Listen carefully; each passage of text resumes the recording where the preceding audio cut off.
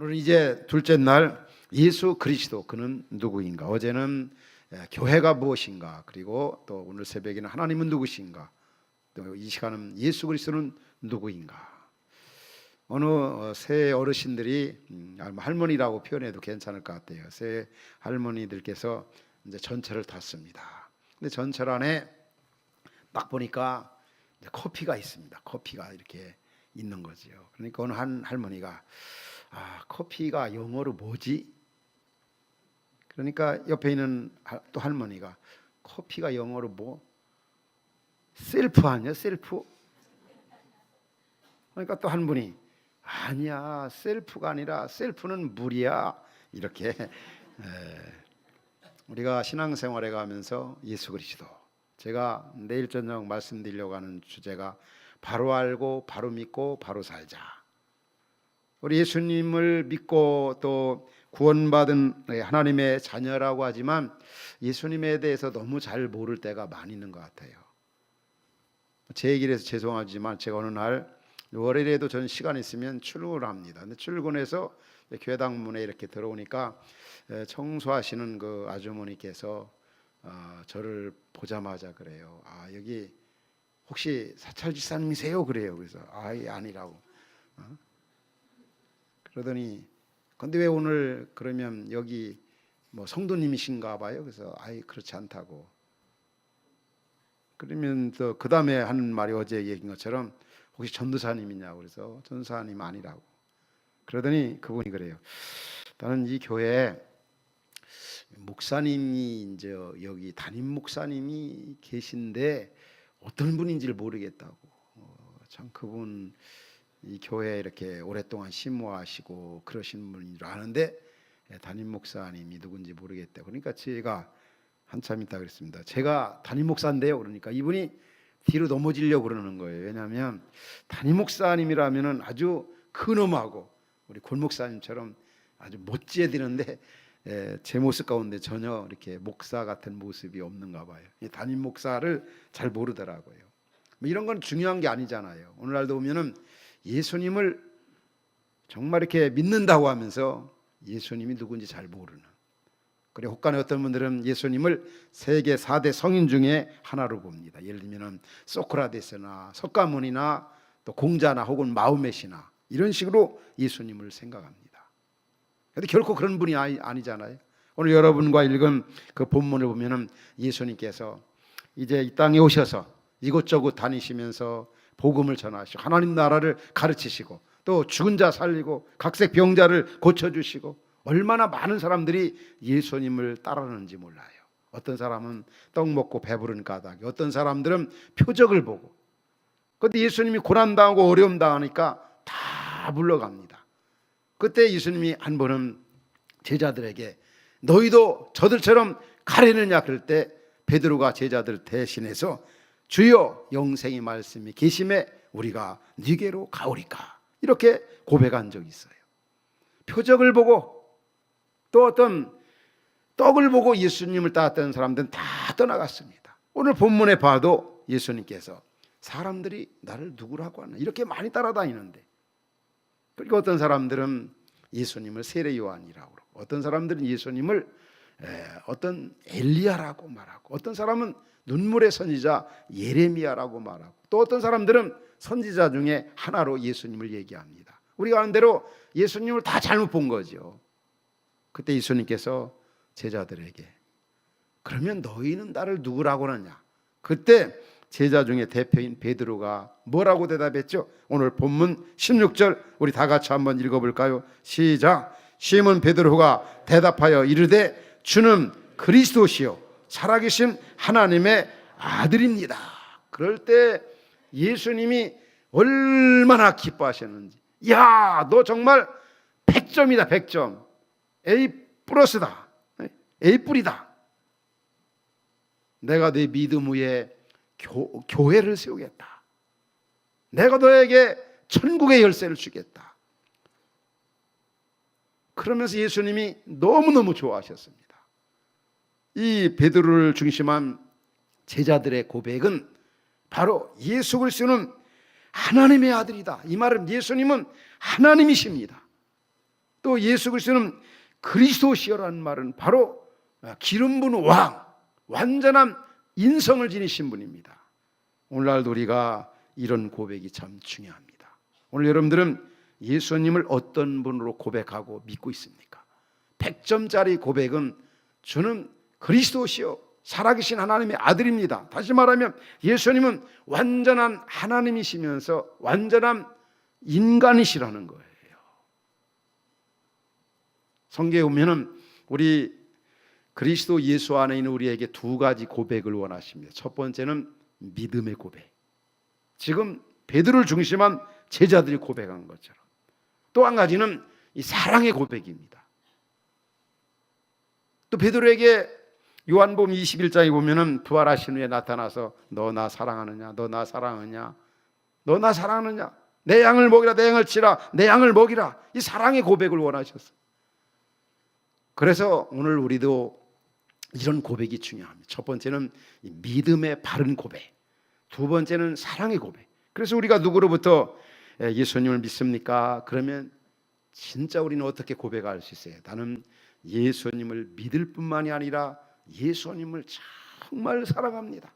사랑하되 넓게 깊게 높게 길게 사랑합니다. 이렇게 답할 수가 있어야 돼요. 우리는 그냥 예수를 믿습니다, 이 원초적인 신앙 스타일에 머물러 있어서는 안 돼. 그보다 더 차원 높은 단계, 나는 예수님을 믿을 뿐만이 아니라 예수님을 사랑합니다. 이럴 때 우리 주님이 얼마나 기뻐하시겠습니까? 우리 연희교회 성도 여러분들은 누구로부터 예수를 믿습니까? 그럴 때 나는 예수님을 믿을 뿐만이 아니라 예수님을 사랑합니다. 우리 따라합시다. 예수를 믿습니까? 그럴 때 뭐라고요? 나는 예수를 믿을 뿐만이 아니라 예수님을 사랑합니다. 이 두 가지 고백을 날마다 우리 주님께 드릴 수 있기 바랍니다. 그럼 예수님이 이 하나님이시다.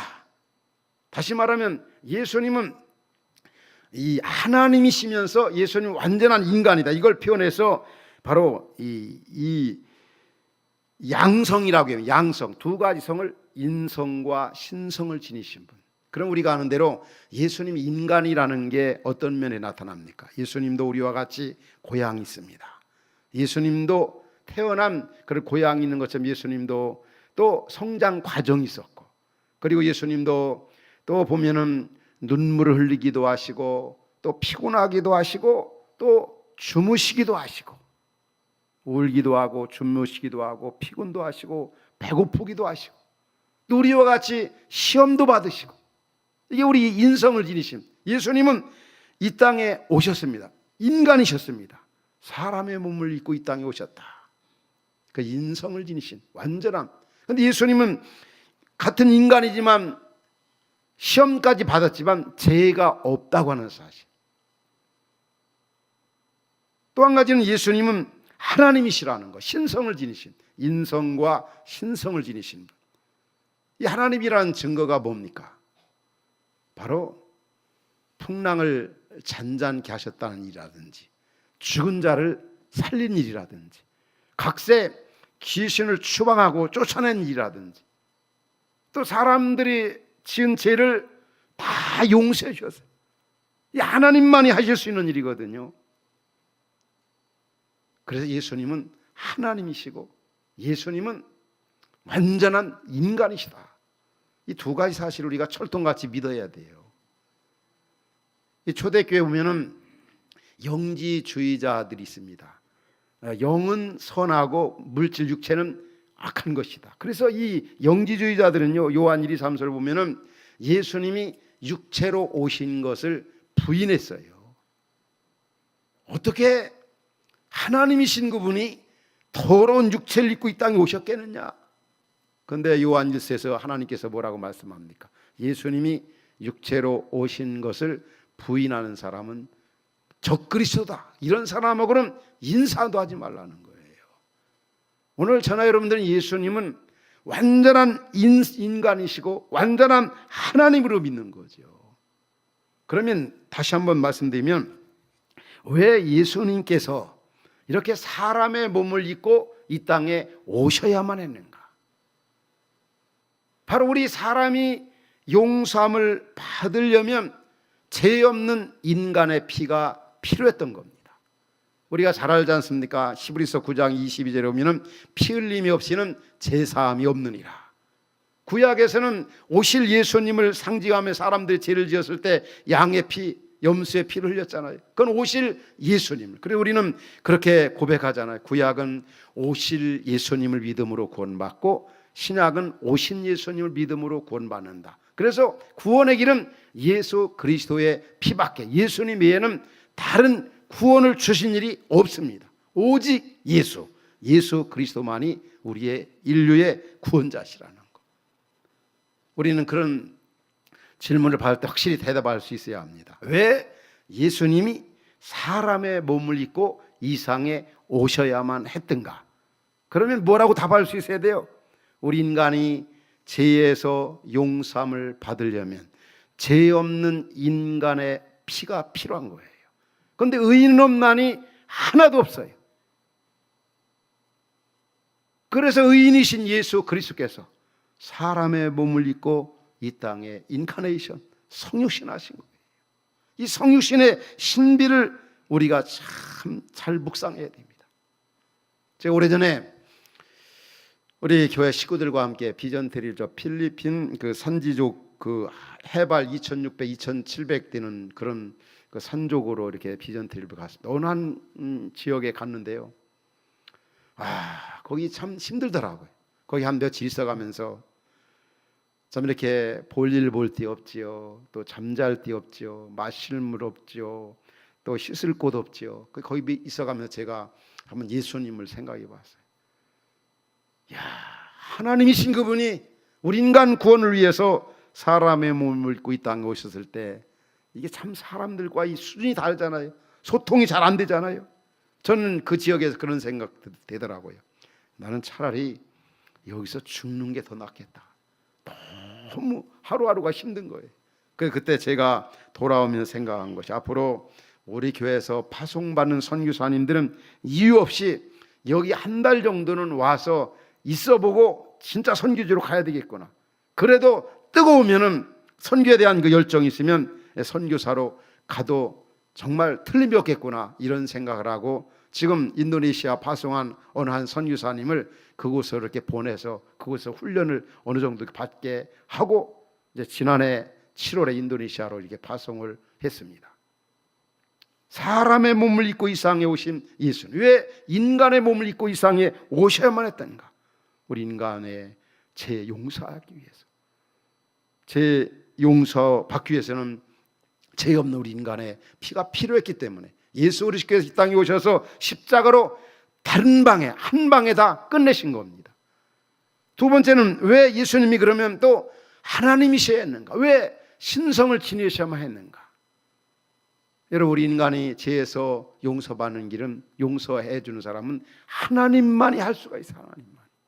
그래서 우리가 아는 대로 예수님이 그 바리새인과 서기관 유대인들에게 그들은 뭐라고 예수님을 향해서 비난했습니까? 인간으로서, 목수의 아들로서 죄를 사해 준다고 말한다. 예수님 이런 말씀 자주 하셨잖아요. 제사함을 받았느냐, 제사함을 받느냐. 그러니까 이 유대인들은, 아니, 목수의 아들이 죄를 사해 준다. 참남하다. 신성 모독죄를 지었다. 그런데 여러분, 예수님이 하나님인 걸 이들은 모르는 거죠. 왜 예수님이 제사함을 받았느냐, 우리의 죄를 용서해 주셨느냐? 하나님이기 때문에. 따라서 오늘 우리는 예수 그리스도를 어떤 분으로 믿느냐? 예수님은 완전한 인간이시면서 완전한 하나님, 인성과 신성을 지니신 분이다. 왜 인간의 몸을 이 땅에 오셨는가? 우리 인간의 죄를 용서받으려면 죄 없는 인간의 피가 필요하기 때문에. 왜 신성을 지니셨는가?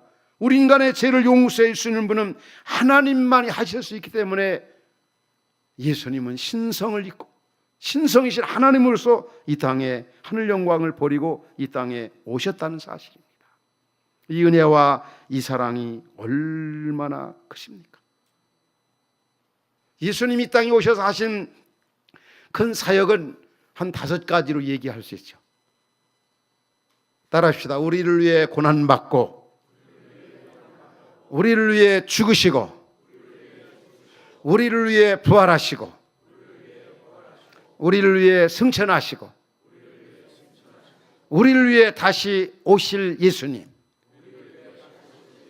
이 5가지 큰 사건, 고난받고 죽으시고 부활하시고 승천하시고 때가 되면 영광 중에 우리를 맞으러 오실 예수님. 처음부터 끝까지 다 우리를, 나를 위해서 우리 주께서 이 땅에 하늘 영광을 버리고 오신 겁니다. 특별히 부활하셔서 40일 동안 이 세상에 계셔서 하나님 나라를 전하신 후에 하늘로 승천하셨습니다. 지금도 승천하신 예수님께서 우리를 위해 지금도 무엇을 하고 계실까요? 무엇보다도 우리를 위해 지금도 기도하고 계시다는 거죠. 악에 빠지지 아니하도록 지금도 날 위해 간구하고 계시다는 거, 얼마나 감사합니까? 또 지금도 우리에게 보혜사 성령을 보내주고 계시고, 또 지금도 우리가 있어야 할 처소를 예비하고 계시다. 내가 너희를 위하여 처소를 예비하러 가노니 처소를 예비하면 내가 다시 와서 너희를 내게로 영접하여 나 있는 곳에 너희도 있게 하리라. 예수 그리스도는 처음부터 끝까지 송두리째 다 우리를 위해, 나를 위해 이 땅에 오셔서 고난받고 죽으시고 부활하시고 승천하시고 우리를 영원한 천국으로, 세상 끝날까지 성령으로 함께 하시다가 천국으로 인도하실 그 아름다우신, 그 영광스러운, 그 귀하신 주님이시라는 거예요.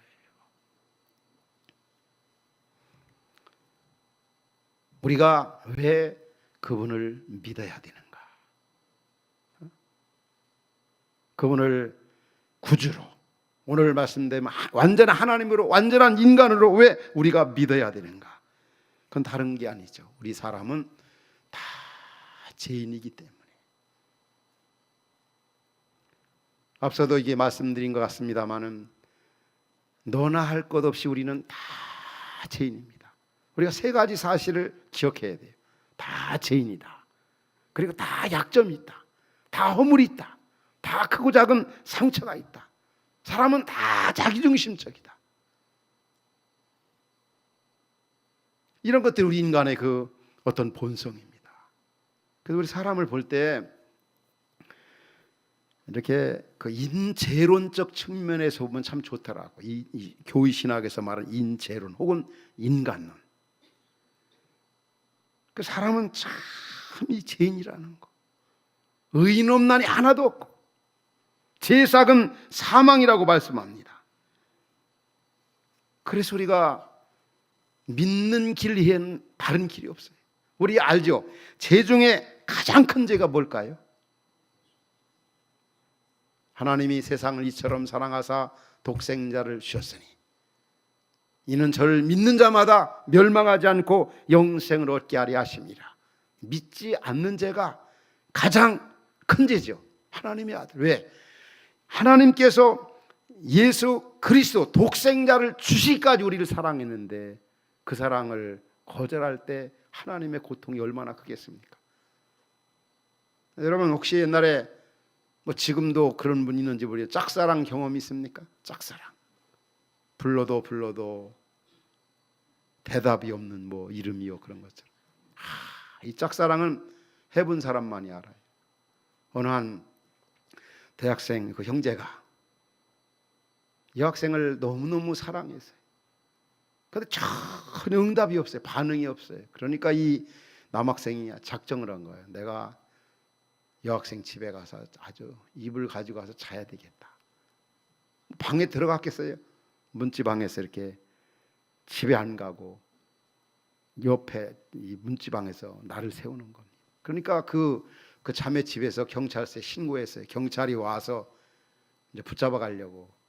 근데 이 경찰이 붙잡아 가질 않았어요. 왜냐하면 자기도 옛날에 짝사랑 해본 그 경험이 있기 때문에. 옛날 얘기지만 옛날 부산에 살인 토막 사건이 있었습니다. 자기 아내를. 근데 그 아내가 법정에 이렇게 섰습니다. 그 남편에게 당신 어떻게 그렇게 잔인무도할 수가, 어떻게 이렇게 아내를 죽일 수가 있느냐. 그러니까 이 남편이 하는 얘기가 나는 아내를 너무 많이 사랑하기 때문에 이렇게 죽였습니다. 살인했습니다. 알고 보니 옛날 사우디, 이란 그런 데서 정말 피땀을 흘리면서 매월 이제 이렇게 벌어서 이제 자기 집으로 아내한테 보낸 거죠. 그리고 이제 집에 돌아갈 날을 기다리고 처자식을 생각하면서 몇 년을 참았습니다. 매월 버는 그 돈을. 근데 와 보니까 벌써 딴 남자 만나고 딴짓 하고 있고 말이 아닙니다. 그러니까 너무너무 자기 나름대로 이제 분노와 치밀어 그런 결과를 가져왔습니다. 그 대답이 아내를 너무 사랑하기 때문에. 말도 안 되는 얘기지만 진짜 이렇게 사랑할 때 그 사랑이 받아지지 아니할 때, 하나님이 세상을 이처럼 사랑하사, 우리 독생자라는 말 원래 시라브에 보면 모노게네스라는 말인데 뭐냐면 아주 오직 애아들, 아주 하나님께서 우리를 극치로 사랑한다고 하는 최고의 단어가 바로 이 모노게네라는 말, 다시 말하면 독생자 애아들이라는 말이에요. 너무너무 사랑한다는 표현을 어떤 단어를 하나님이 쓰실까 하다 바로 그 단어를 독생자 애아들이라는 말. 저는 그 8남매 그 6형제, 그래서 제가 5째 아들로 이렇게 태어났는데요, 제 초등학교 친구 가운데 하나가 4대 독자가 있었어요.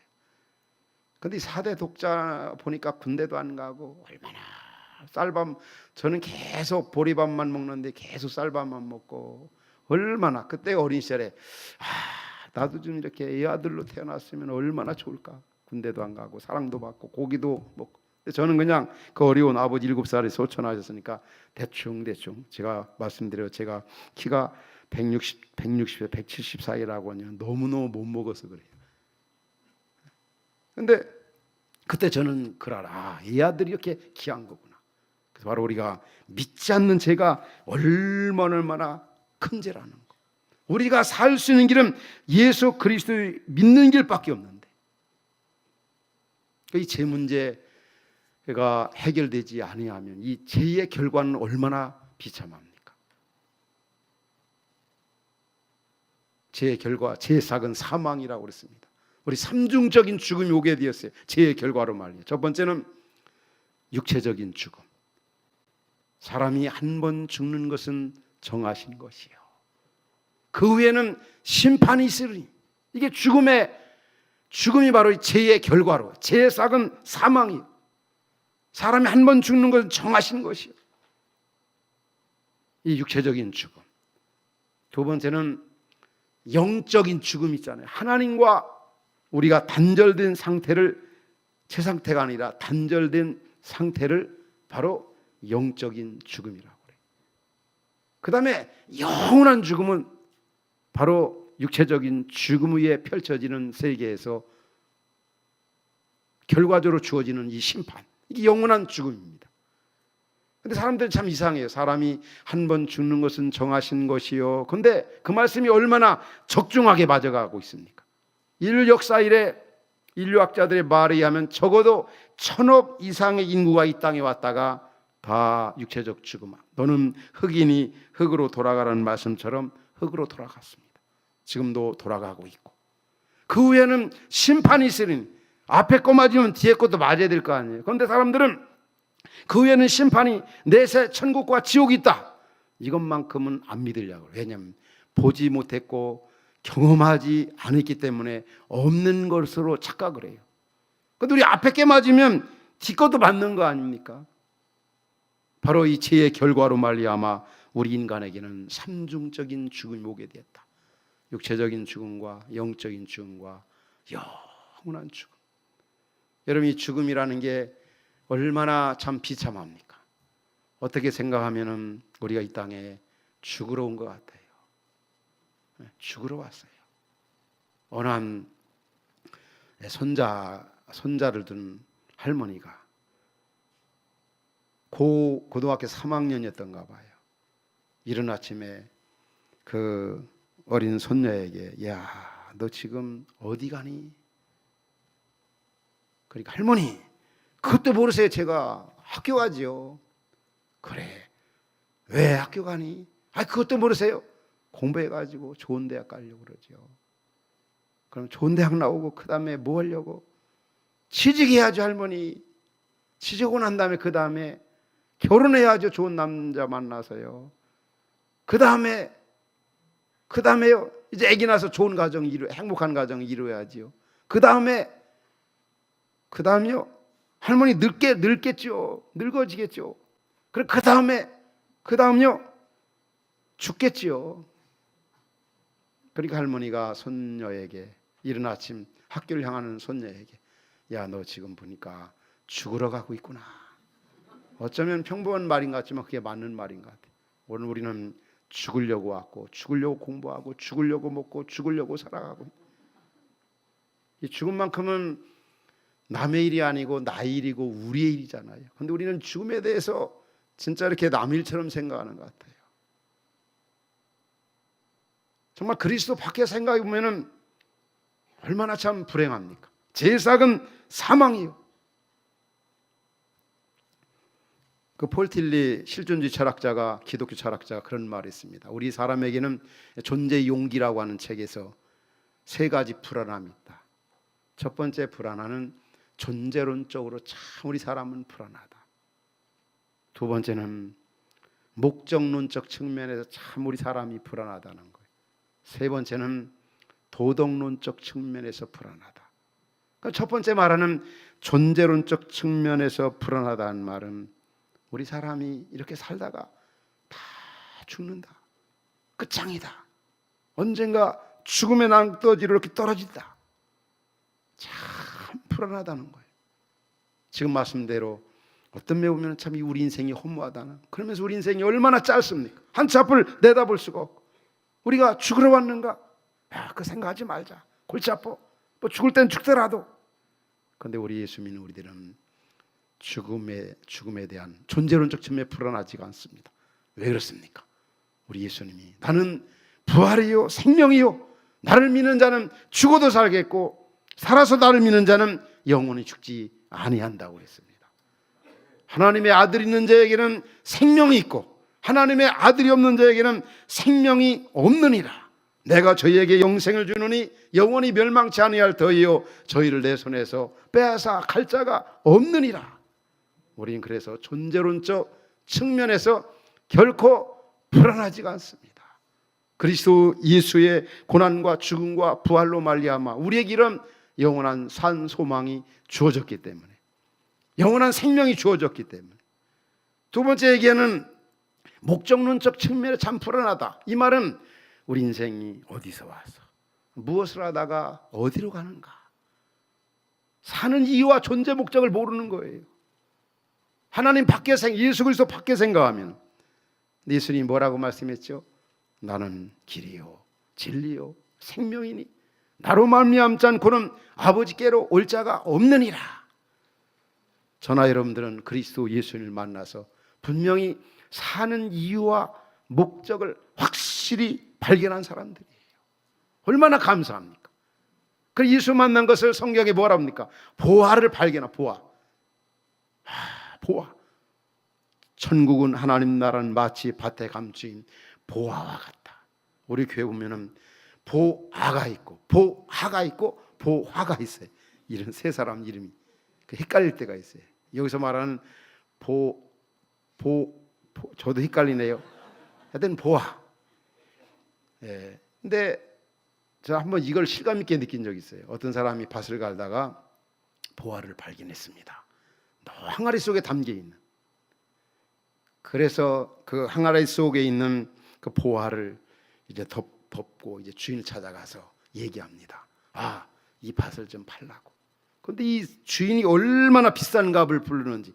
그럼에도 불구하고 이 사람은 보화를 얻기 위해서 집에 가서 있는 거 없는 거 다 모아가지고 그 밭을 샀습니다.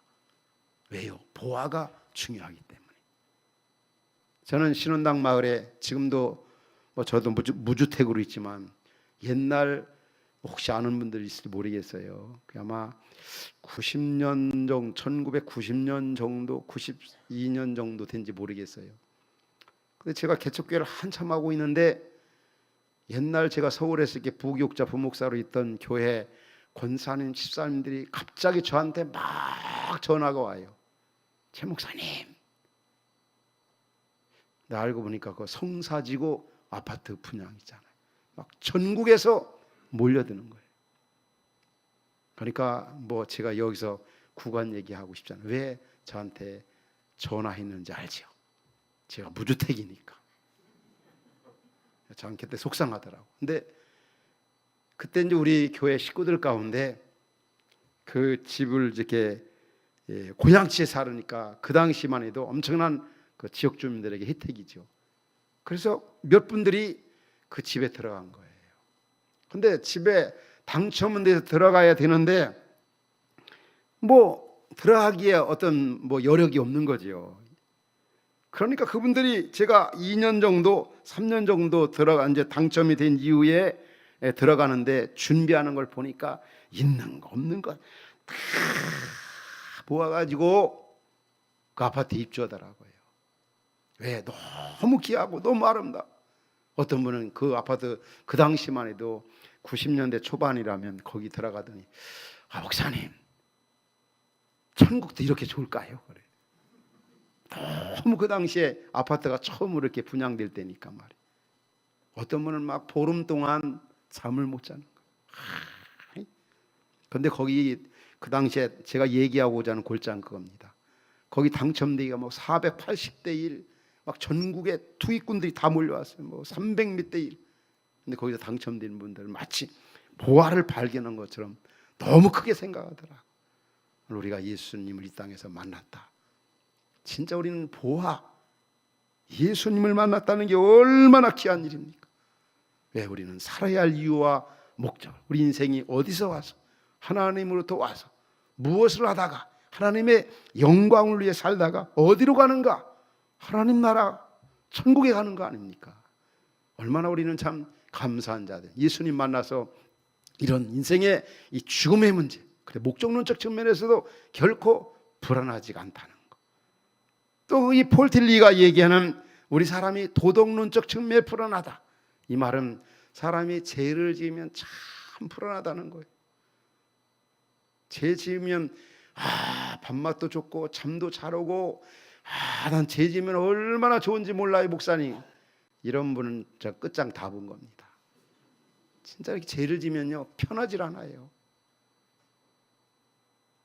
우리가 회개하지 아니할 때는 얼마나 더 마음이 고통스러운지. 뭐 가진 것 많고 또 건강도 한데 왠지 모르게 기쁨이 없고 삶의 의욕이 없고 그럴 때 한번 우리 자신을 돌아봐요. 내가 하나님 앞에 지금 죄를 짓고 회개하지 않고 있구나. 그 틀림이 없는 겁니다. 이 도덕론적 측면의 사람들은 이 죄 지어가지고 불안하다는 거죠. 청문회 자주 하지 않습니까? 자주 우리는 한번 내가 저 자리에 선다고 한다면은 내가 어떤 부분이 들통이 날까? 근데 우리가 이 땅에서 청문회도 보면서 교훈 얻는 게 있지만 나중에 하나님 나라 청문회가 있다는 걸 잊지 말아야 돼. 행한 대로 그대로 하나님은 갚으신다고 그랬거든요. 이 죄 문제 해결하지 못하면 도덕론적으로 얼마나 불안합니까?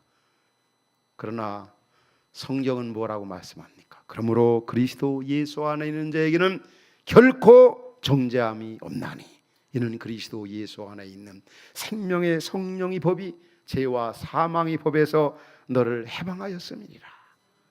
그래서 우리는 도덕론적 측면에서도 전혀 불안하지가 않아요. 이 죄를 지어본 분들은요 죄의 대가가 얼마나 무섭다는 걸 알아요. 시편 32편에 보면 다윗이 그 행복의 기준이 뭐라고 그랬습니까?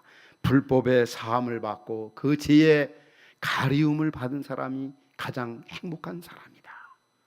죄의 가리움을 받고 죄 문제 해결받은 사람. 우리 시편 1편도 행복의 기준을 죄와 연관시켜 교훈하잖아요. 복 있는 사람, 행복한 사람은 뭐라고요? 악인의 길을 쫓지 아니하고 죄인의 길에 서지 아니하고 오만한 자리에 앉지 아니하고. 바로 이 죄라고 하는 것은 하나님과의 관계를 파괴하고 우리 인격을 만신창이로 만들어 놓고 우리 인간의 행복을 송두리째 앗아가는 것이 바로 이 죄 문제입니다. 그런데 우리 주 예수 그리스도께서 십자가로 말미암아 이 문제를 해결해 주셨습니다.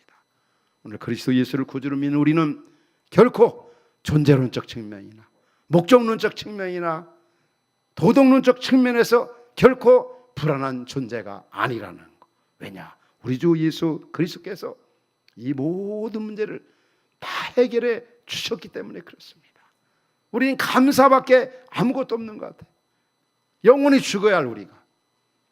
지금은 장로님이 됐습니다마는 우리 장로님 중에 한 분이 이제 젊은 시절에 이제 저희 교회 나오신 지가 오래됐는데 어느 날 직장을 갔다 오고 병원에 다녀오더니 큰일 났다는 거예요. 왜냐하면 암사기라는 거예요. 암사기. 그 당시만 해도요, 암 오면은 진짜 그래요. 어느 목사님은 사모님이 암으로 이렇게 고통당하 돌아가셨는데 그분이 그런 얘기를 하더라고. 뭐 암은 삶의 한 과정으로 대부분 요즘은 보잖아요. 근데 그 당시만 뭐 30년 전, 뭐 25년 전만 해도 암 오면 너무 힘들어요. 근데 그 목사님은 그러더라고. 자기는 암, 뭐 성경에 나오는 암자 있잖아요. 미리암, 뭐 무슨 암자만 하도 막 그냥 마음에 상처가 된다는. 근데 이 집사님도 그때 이제 직장 다니시는데 어린 두 딸이 있습니다. 또 아내, 참 자기를 위해 고생한 아내가 있는데 이 둘을 두고, 이 셋을 두고 하나님 앞에 가는 것도 좋지만 할 일도 다 못한 것 같고, 또 이제 두 자녀와 아내를 생각할 때 너무나 마음이 아팠어요. 저도 그때 막 같이 기도했어요. 근데 어느 날 제가 제자 훈련을 하는데 그분이 다른 병원에, 서울에 다른 그 유명하다고 하는 병원에 가서 다시 진단을 받아온 거예요. 그런데 역시 또 마찬가지, 또 다른 곳에 갔어요. 그런데 제자 훈련을 받고 있는데 그분이 전화가 온 거예요. 목사님, 암 아니래요. 오진이래요.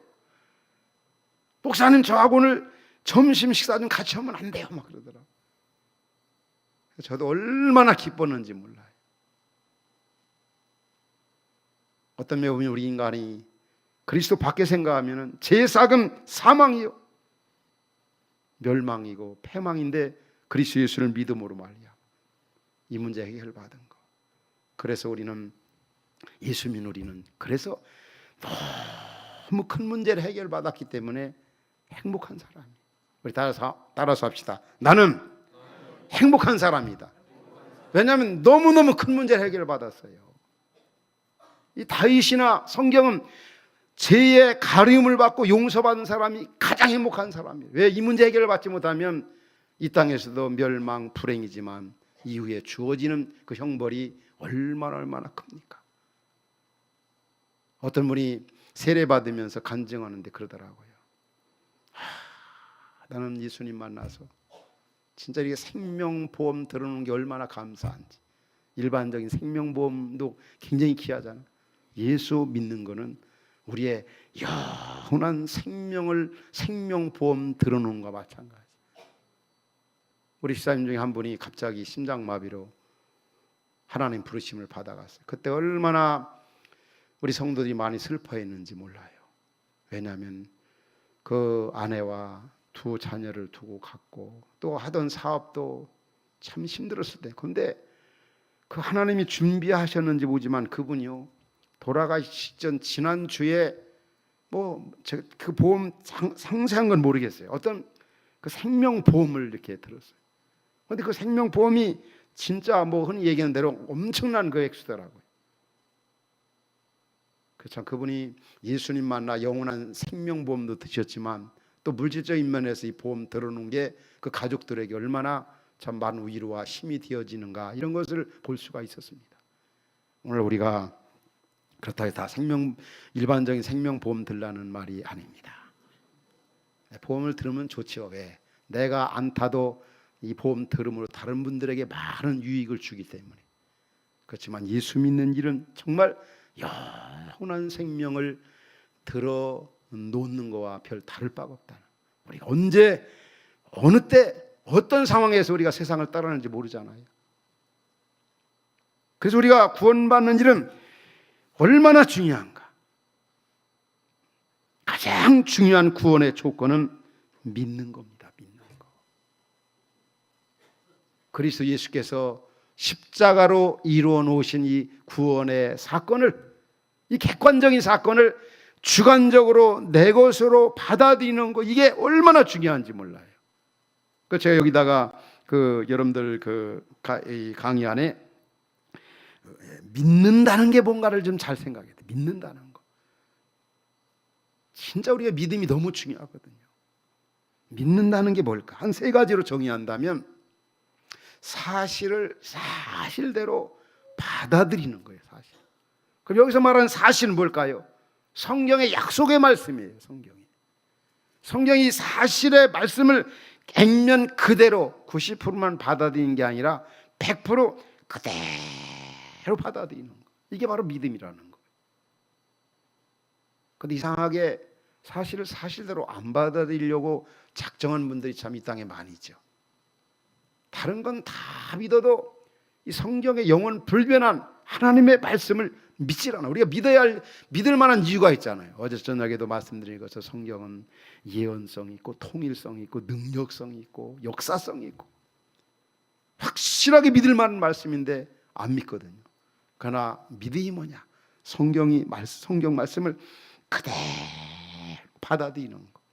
그럼 받아들이는 거 끝나는 게 아니라 두 번째 믿음은 뭐냐면 이 받아들여지는 이 사실 말씀을 순종하는 것을 말해요. 순종. 그래 순종하되 그냥 내가 마음에 드는 것은 순종하고 내 마음이나 환경에 아직 여건이 안 되는 것은 순종하지 아니하고, 그게 믿음이 아니에요. 그게 순종이 아닙니다. 내 상식이나 경험이나 이렇게 맞지 않아도 하나님이 말씀하신 것은 그냥 그대로 받아들이는 거예요. 우리 알지 않습니까? 그런 좋은 예로 베드로를 한번 생각할 수가 있죠. 베드로는 직업이 뭐였었죠? 어부였어. 예수님은요? 목수였죠. 그런데 고기는 한 번도 잡아보지 못한 예수님이 하나님 말씀을 가르치고 베드로에게 너 깊은 데 가서 그물을 던지라. 이건 말도 안 되는 얘기예요. 그렇죠? 이 베드로는 여러분이 고기 잡는 데서만큼은 진짜 박사학위를 받은 사람. 여러분 베드로 학력 아세요? 베드로 학력. 갈릴리 수산대학 졸업자니. 근데 이 예수님 목수가, 근데 베드로가 뭐라고 얘기합니까? 너 깊은 데가 그물 던지라. 근데 베드로가 내가 밤이 맞도록 수고를 했는데 얻은 것이 없지만 말씀에 의지하여 그물을 내리나이다. 상식이나 이성으로 참 맞질 않아요. 경험으로 맞지 않아요. 누구보다도 경험이 많은 베드로에게 그러나 너 깊은 데가 그물 던지라. 순종할 때 바로 역사가 일어났습니다. 이게 바로 믿음이라는 거죠. 오늘 우리 가운데 보면은 내 상식이나 이성이나 그런 게 맞으면 순종하고 환경적으로 안 맞으면 순종 안 하고, 이게 믿음이 아닙니다. 이건 가짜 믿음이죠. 내 상황적으로 안 맞아도 주님이 하신 말씀이라면 순종하는 거, 이게 믿음인 겁니다. 근데 순종을 성경은 뭐라고 말씀합니까? 나의 계명을 가지고 나를 지키는 자가 나를 사랑하는 자다. 그가 아버지 사랑도 받고 나도 그에게 나를 나타내리라. 바로 순종은 그 계명을 지키는 겁니다. 그런데 요한일서에서 이 계명은 절대로 무거운 것이 아니라고 그랬어요. 하나님께서 무거운 걸 우리 보고 하라고 하겠어요? 할 수 있으니까 우리에게 힘을 주시고 성령을 주셔서 바로 순종하도록. 그래서 우리가 두 가지 사실을 좀 다시 한번 정리해서 마음에 두어야 합니다. 믿는다는 게 뭐냐? 그대로 하나님 말씀하는 걸 다 받아들이는 거. 받아들이는 거 끝나는 게 아니라 그 받아들여지는 말씀을 그대로 순종한다. 순종하되 정말 때로는 생명 걸고 말이에요. 죽기까지 하면서 순종하는 거. 그 순종을 다르게 말하면 주님을 사랑하는 사랑의 고백입니다.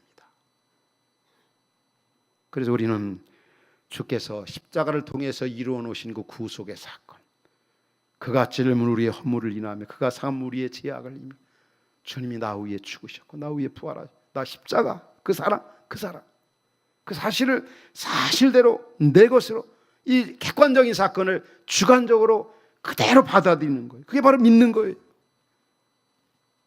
믿는 건 곧 순종하는 것이고, 순종한다는 말은 곧 사랑한다는 것이다. 오늘 우리를 위해 생명 바치신 주님을 정말 우리 연희교회 성도 여러분들은 구체적으로 사랑할 수 있기 바랍니다. 말과 혀로만 사랑하지 말고 정말 최고로 주님을 사랑하는,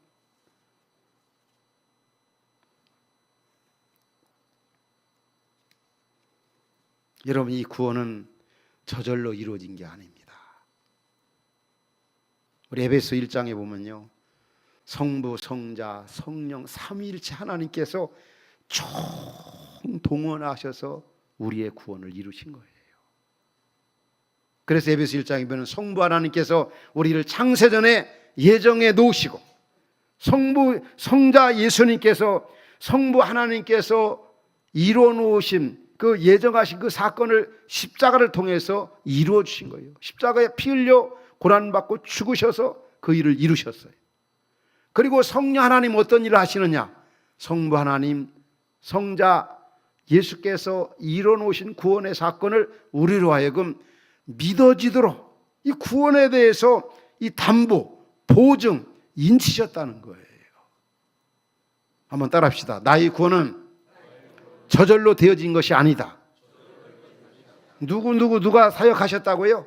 성부, 성자, 성령 삼위일체 하나님께서 총동원하셔서 우리를 구원하셨어요. 우리를 사신 거예요. 그래서 우리는 정말 보통 존귀한 존재들이 아닌 겁니다.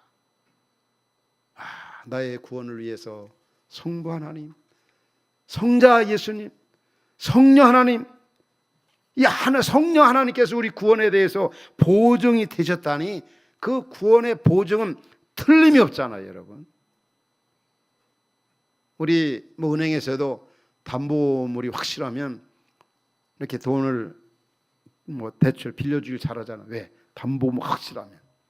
우리 구원에 대해서 성령 하나님께서 도장을 찍으셨다는 거, 얼마나 감사합니까? 그리스도 예수 안에서 이루어진 이 구원은 누구도 빼앗아갈 수 없어요.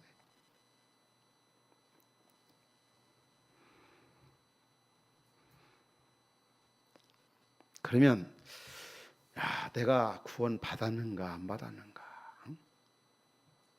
이거 한번 좀 점검해 봐야 될까? 점검해 봐야 되지 않겠어요? 우리 장로님, 훌륭하신 장로님들 다 계신데 이런 말씀드려 죄송합니다만은, 시내 어떤 교회가 있습니다. 근데 그 담임 목사님이 오래전에 한번 저희 교회 와서 저한테 그런 얘기를 하더라고요. 진짜 장로님 한 분 있는데 진짜 아무리 생각해봐도 그분은 천국 갈 것 같지도 않고 구원 받은 것 같지 않다는 거예요. 왜냐하면 그분은 항상 예배 시간마다 계속 앞에 앉아서 졸으시는데요. 근데 졸면 그것도 감사한데, 졸면 꼭 어느 때는 이렇게 앞에 와가지고 목사님 오늘 설교 은혜 받았습니다, 그렇게 얘기하는 것이 아니라, 목사님 오늘 그 설교를 그걸 설교라고 하셨습니까? 기가 막히는 거 아닙니까? 목사님한테 그걸 설교라고 하셨느냐고. 오히려 설교 듣는 것 같지도 않은데 꼭 보면은 들은 것처럼 얘기하고 비판한단 말이에요. 그리고 그분 항상 눈 감고 목사님 무슨 말씀하면 그냥 고개가 늘 흔들어지는 거예요. 아니라는 거잖아요. 근데 이분이 이제 나이가 세월이 지나가지고 이제 교회를 못 나오시는 거예요. 이 목사님 너무 걱정이 되었어요. 그래서 가서 복음을 다시 한번 제시해야 되겠다. 왜냐하면 우리 장로님 아무래도 천국 못 갈 것 같아. 복음 빨리 제시해서 천국 가도록 그렇게 이렇게 복음을 제시해야 되겠다. 갔습니다. 그래서 장로님한테 기도해드리고, 장로님 오늘 밤이라도 하나님께서 장로님의 영혼을 거두신다면 천국에 갈 확신이 있으십니까? 그러니까 장로님이 고개를 흔드는 거예요. 너무 걱정돼가지고 다시 기도하고 나서, 장로님 오늘 밤이라도 하나님께서 장로님의 영혼을 거두신다면 천국에 갈 확신이 있습니까? 근데 역시 또 고개를 좌우로 흔듭니다. 평상시 하던 대로 그대로 하는 거예요. 그래서 옆에 있는 아들에게, 아버지 참 장로님 걱정된다고. 내가 천국 갈 확신이 있느냐니까 없다고 한다고 말이에요. 고개를 흔든다고. 그러니까 그 아들 하는 얘기 또, 목사님, 우리 아버지는 원래 그래요. 원래 그러더라. 제가 무슨 얘기하다 여기를 흘렀는지 모르겠습니다. 진짜 우리는 확실하게 누가 봐도 구원받은 게 나타나야 돼요. 옆에 있는 식구들 구원받은 것 같습니까? 안 받은 것 같습니까? 우리 누가 봐도 구원받은 것 같고 천국 갈 사람 확신해야 돼요. 그럼 우리가 어떻게 알 수 있느냐? 이 세 가지 잣대로 일반적으로 생각합니다. 첫 번째는 객관적인 하나님 말씀으로 우리 자신을 돌아보면 됩니다. 객관적인 하나님 말씀에 근거해 가지고 내가 구원받았는지 안 받았는지. 그러면 어떻게 알라는 겁니까? 성경에 누구든지 그리스도 예수를 믿는 자는 뭐라고요? 멸망하지 않고 구원을 얻는다. 성경 약속의 말씀. 하나님의 아들이 있는 자에게는 생명이 있고 하나님의 아들이 없는 자에게는 생명이 없느니라. 성경 말씀에 믿는 자는 뭐 받는다고요? 구원 받는다. 하나님의 약속의 말씀이. 나는 예수 그리스도를 나의 하나님, 나의 구주, 나를 구원해 주심으로 믿는다. 믿기 때문에 나는 객관적인 하나님 말씀에 근거해서 구원받았다고 말할 수가 있는 거죠.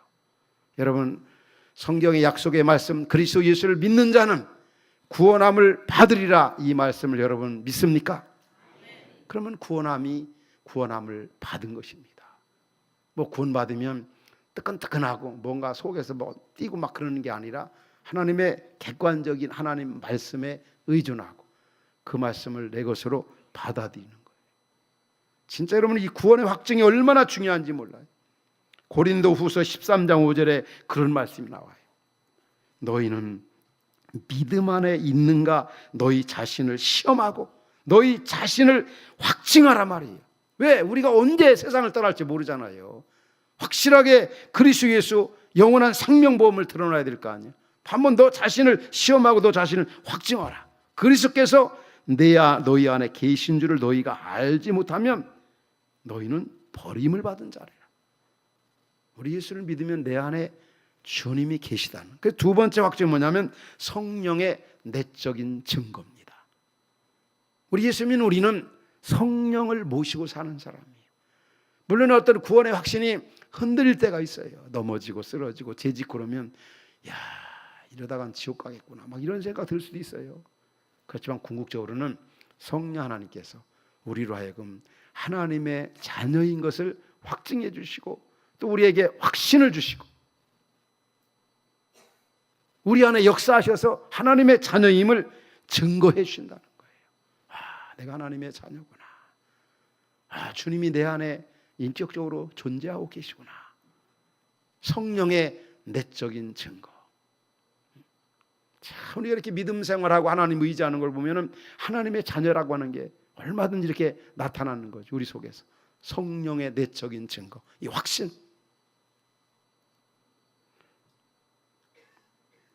이런 부분들은 우리가 죄를 지을 때나 회개치 아니할 때 이 확신이 흔들릴 때가 많이 있어요. 그런데 이 구원의 확신은 나무로 말하면 뿌리와도 마찬가지입니다. 근데 세 번째 가장 중요한 게 있어요.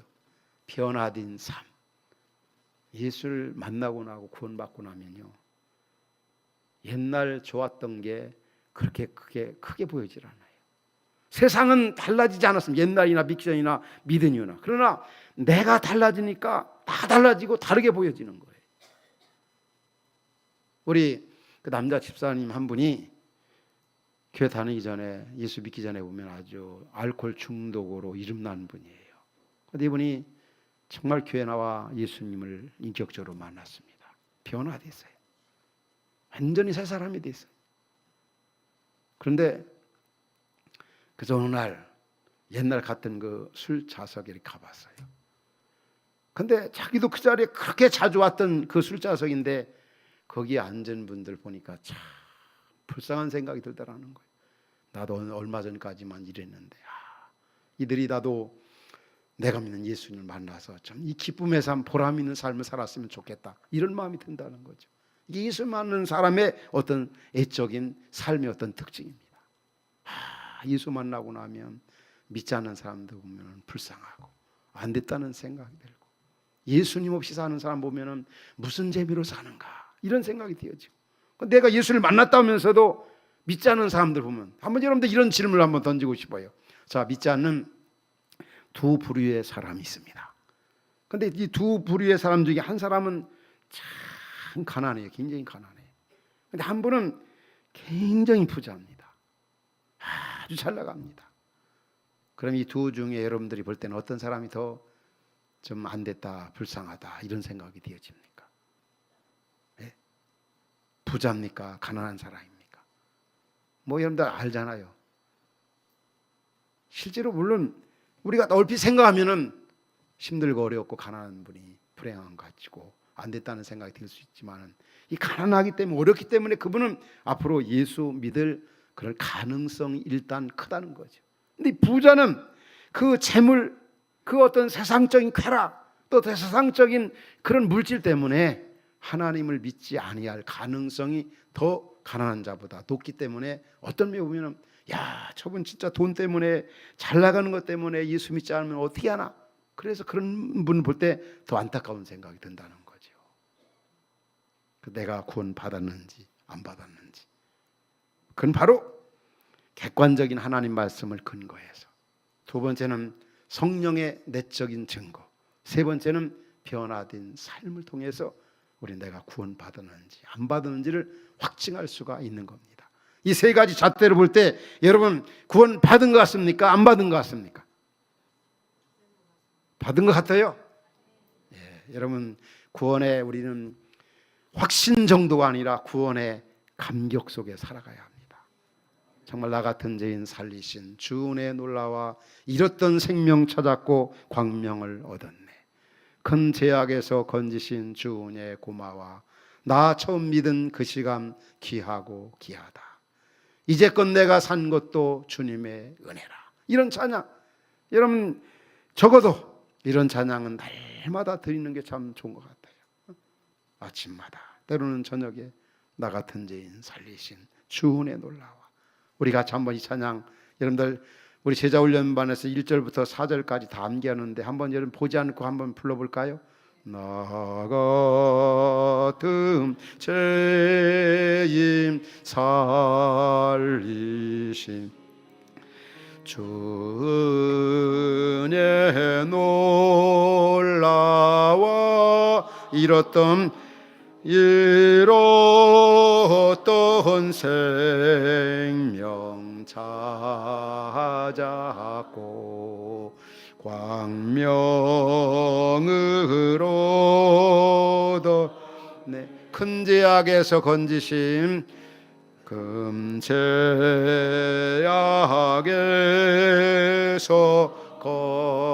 건지신 주 은혜 고마워. 주 은혜 고마워. 나 처음 믿음